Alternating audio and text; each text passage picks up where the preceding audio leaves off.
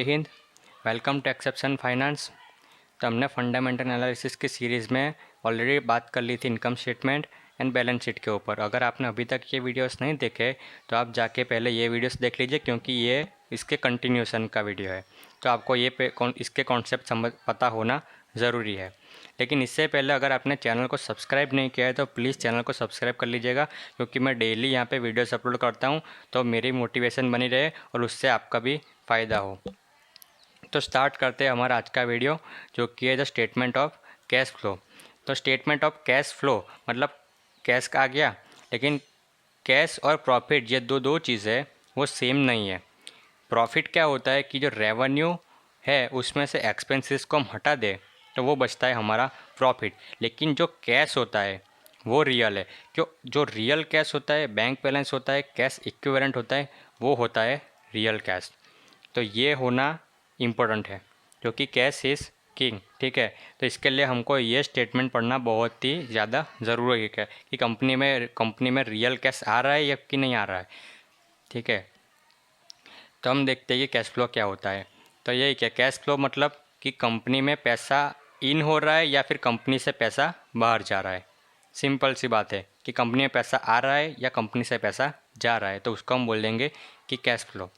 तो इसमें तीन इंपॉर्टेंट चीज़ें आती है। एक तो होता है ऑपरेटिंग एक्टिविटीज़, एक होता है इन्वेस्टिंग एक्टिविटीज़ एंड एक होता है फाइनेंसिंग एक्टिविटीज़। और यहाँ पे हमको इम्पोर्टेंट कौन सी देखनी होती है कि ऑपरेटिंग एक्टिविटीज़ हमारी ऑलवेज बढ़नी चाहिए। कैश फ्लो ये दोनों में उतार चढ़ाव चलते रहते हैं, लेकिन हमारा जो मेजर टारगेट है, फोकस है, वो होना चाहिए ऑपरेटिंग एक्टिविटीज़ ऑलवेज हमारी बढ़नी चाहिए। तो हम स्टार्ट करते हैं हमारा ऑपरेटिंग एक्टिविटीज़ से। तो हमारा ऑपरेटिंग एक्टिविटीज़ ये देखो आ गया। यहाँ पे लिखा है नेट प्रॉफिट। तो यहाँ पे प्रॉफिट अपने कंपनी ने कमाया तो वो हो गया हमारा पॉजिटिव में, क्योंकि कंपनी में पैसा आया। अब यहाँ पे लिखा है एडजस्टमेंट, क्योंकि हमको ये एडजस्टमेंट करना पड़ता है, क्योंकि जो अभी आपने पिछला वीडियो देखा होगा इनकम स्टेटमेंट का और वो सब, तो वहाँ पे आपको पता होगा कि वहाँ पे डेप्रिसिएशन, अमोर्टाइजेशन और यहाँ पे बहुत सारी ऐसी टैक्स वैक्स, वो उस सारी एडजस्टमेंट होने के बाद वहाँ पे लग के सारा कैलकुलेशन होता है।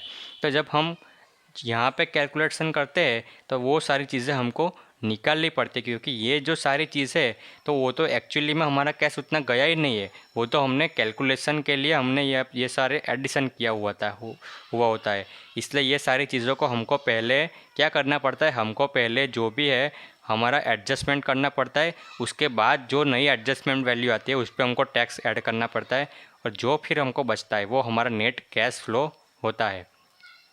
तो हम देखते हैं यहाँ पे नेट प्रॉफिट हुआ तो वो हुआ पॉजिटिव। उसके बाद वो डेप्रिसिएशन एंड अमोर्टाइजेशन, क्योंकि वो कैश तो हमारा ऑलरेडी गया ही नहीं है, तो इसीलिए हमको यहाँ पे ऐड करना पड़ेगा, क्योंकि वो हमारा गया नहीं है। और उसके बाद है इंटरेस्ट एंड डिविडेंड इनकम, तो वो है नेगेटिव में। ब्रैकेट में जो भी चीज़ होती है उसका मतलब है कि नेगेटिव में है।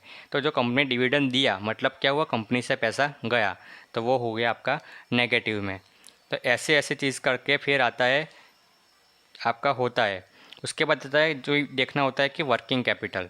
ठीक है, तो वर्किंग कैपिटल क्या होता है, यहाँ पे देखिए वर्किंग कैपिटल यानी कि current asset minus current liabilities. तो working capital is a financial metric which representing operating liquidity available to a business.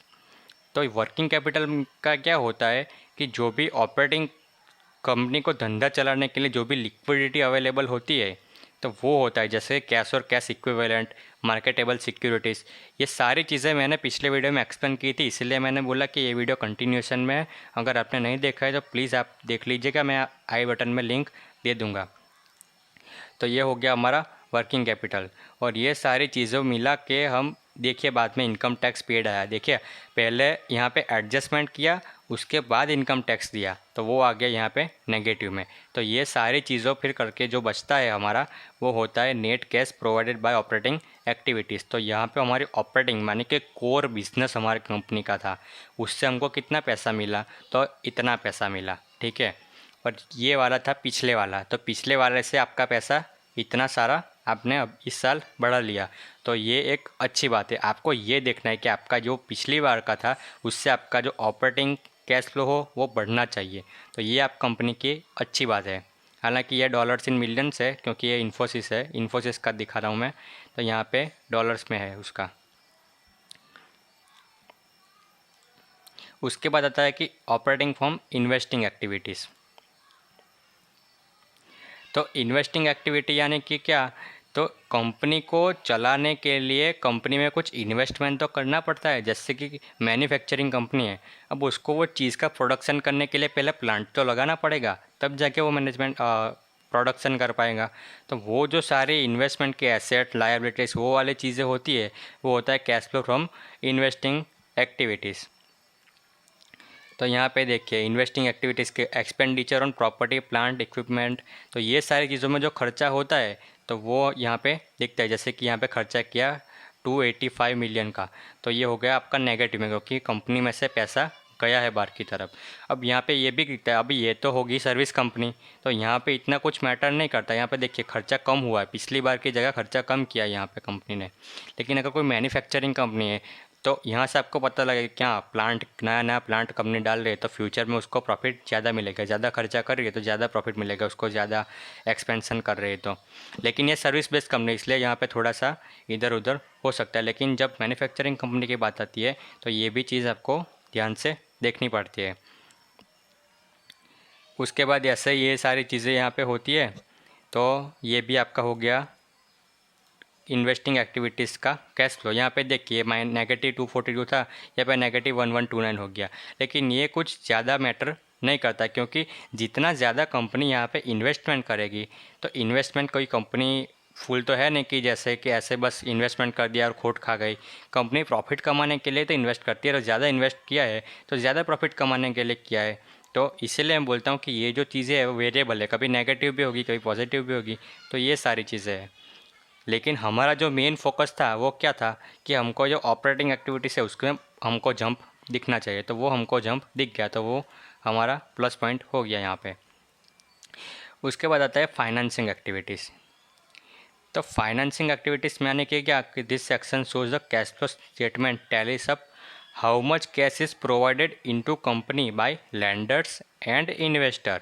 यानी कि लैंडर्स यानी बाहर से कुछ को लोन लिया है, या तो फिर हमने कंपनी में इन्वेस्ट किया इन्वेस्टर्स ने, तो वो सारी चीज़ें की जो कैश फ्लो होता है तो वो होता है फाइनेंसिंग एक्टिविटीज़ में। जैसे कि लोन बाहर से लिया है, या फिर लोन कंपनी ने चुका दिया, अपना कर्जा है वो कंपनी ने चुकाया है, तो वो बहुत ही इंपॉर्टेंट, ये चीज़ बहुत इंपॉर्टेंट है कि अगर किसी की कंपनी पे बहुत हाई डेप्ट है और वो कंपनी धीरे धीरे अपना डेप्ट कर्जा कम कर रही है, तो वो चीज़ आपको यहाँ से पता लगेगी। तो ऐसी कंपनी जब टर्न अराउंड होती है तो फिर मल्टीबैगर कंपनी बनती है।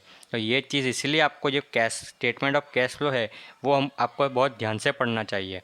तो ये बहुत सारी ऐसी हिडन जो ट्रिक्स होती है तो वो आपको पता लगती है। जो टर्न अराउंड होता है कंपनी का तो वो आपको पकड़ में आता है, क्योंकि P&L या वो तो एक चीज़ दिखाता है कि कितना खर्चा हुआ कितना हुआ, लेकिन एक्चुअली में क्या हुआ है तो वो आपको यहाँ से पता लगेगा। इसलिए आपको ये सारी चीज़ें इंडिया थोड़ी पढ़नी पड़ती है। अब उसमें आप देखेंगे कि देखो पेमेंट ऑफ लीज लायबिलिटीज़, तो इतना कर्जा कम किया कंपनी ने, तो ये सारी कंपनी ने यहाँ पे डिविडेंड भी दिया इतना, तो ये सारी चीज़ें कि कंपनी देखो अपना डिविडेंड भी दे रही है टाइम टू टाइम, कंपनी अपना जो भी है लायबिलिटीज़ है वो कम कर रही है। उसके बाद आता है यहाँ पे देखिए effect of exchange rate changes on cash and cash equivalent, ये सबसे इम्पोर्टेंट चीज़ है। तो मैंने ये पर्टिकुलर कंपनी क्यों सिलेक्ट की, क्योंकि ये आईटी सेक्टर की कंपनी है, जो उसका जो ज़्यादातर बिजनेस है वो बाहर का हो। तो जो भी यूएस डॉलर में ऊपर उतार चढ़ाव होंगे तो आपको यहाँ पे पता चल जाएगा। ये देखिए पिछली बार नेगेटिव में 220 मिलियन नेगेटिव में था, लेकिन यहाँ पे देखिए यहाँ पे पॉजिटिव में इतना हुआ है।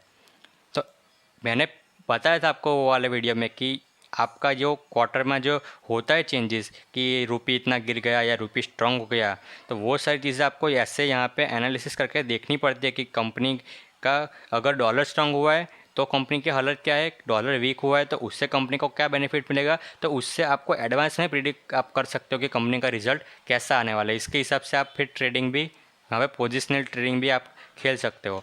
तो ये जो सारी बहुत सारी हिडन ट्रिक्स होती है जो आपको ये सब पढ़ के मिलेगी, तो इसके लिए आपको ये सारी चीज़ें आपको डिटेल में पढ़ना पड़ता है। फिर आता है cash and cash equivalent at the beginning of the period. तो ये क्या होता है कि जो कंपनी ने पिछली बार जो सारा ये जो चीज़ें किया होता है तो वो जो चीज़ से फिर बंद कर देते हैं तो वो होता है हमारा इस बार का कैश फ्लो की स्टार्टिंग पॉइंट होता है।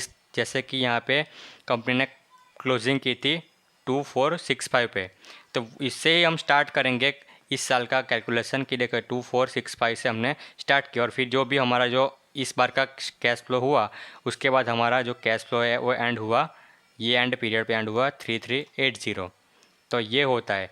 फिर हमको ये देखना होता है कि यार देखिए यहाँ पे 2465 से 3380, तो यहाँ पे भी हमको कैश इन हो रहा दिख रहा है। तो ये होता है स्टेटमेंट ऑफ कैश फ्लो। तो ये सारी चीज़ें आपको पता लगानी पड़ती है। यहाँ से आपको कितनी सारी ट्रिक्स मिल गई। आपने देखा कि कंपनी को आप पहले तो मल्टी बैगर आपको मिलना दिख जाएगा कि कंपनी का डेप्ट रिड्यूस हो रहा है, कंपनी का कैश फ्लो ज़्यादा इन हो रहा है। ठीक है, अगर आपने पीएनएल स्टेटमेंट दिख से पढ़ा होगा तो आपको वहाँ पे दिख रहा है कि कंपनी प्रॉफिट लगातार बढ़ा रही है। तो ऐसे में आपको इसे कंपनी को टर्न अराउंड पकड़ सकते हो, तो वो आपके लिए मल्टी बैगर फिर फ्यूचर में हो सकता है। यहाँ पे आप ट्रेडिंग के लिए भी ऐसे बहुत सारी चीज़ें आपको मिल जाएगी। तो इसके लिए आपको ये सारी चीज़ें आपको पढ़नी पड़ती है। लेकिन अगर आपको ये 3 चीज़ें एकदम प्रॉपर तरीके से अगर आपको पता लग चुकी है तो आप किसी भी कंपनी का फंडामेंटल एनालिसिस कर सकते हो। आप ये पहचान सकते हो कि कंपनी अच्छी है या बुरी है, कौन सी कंपनी मल्टी बैगर हो सकती है ये भी पता लगा सकते हो, कंपनी डूबने वाली है कि नहीं वो भी पता सकते हो, क्योंकि आपको टर्मिनोलॉजीज पता है, आपको कॉन्सेप्ट क्लियर है। तो कौन कौन सी चीज़ आपको दिखनी चाहिए, कौन सी चीज़ आपको नहीं देखनी चाहिए, तो वो सारी चीज़ें आपको पता लग गई अब। तो मैं आशा करता हूँ कि आपको ये सारी चीज़ें आपको पता लग चुकी होगी। तो अब हमारा ये आज का वीडियो ख़त्म करते हैं, लेकिन इससे पहले अगर प्लीज़ आपने अभी तक चैनल को सब्सक्राइब नहीं किया है तो प्लीज़ सब्सक्राइब कर लीजिएगा और दोस्तों के साथ शेयर कीजिएगा ताकि उनको भी ये बेनिफिट मिले और हम सब बहुत पैसा आगे कमाएँ। तब तक के लिए गुड बाय, जय हिंद, भारत माता की जय।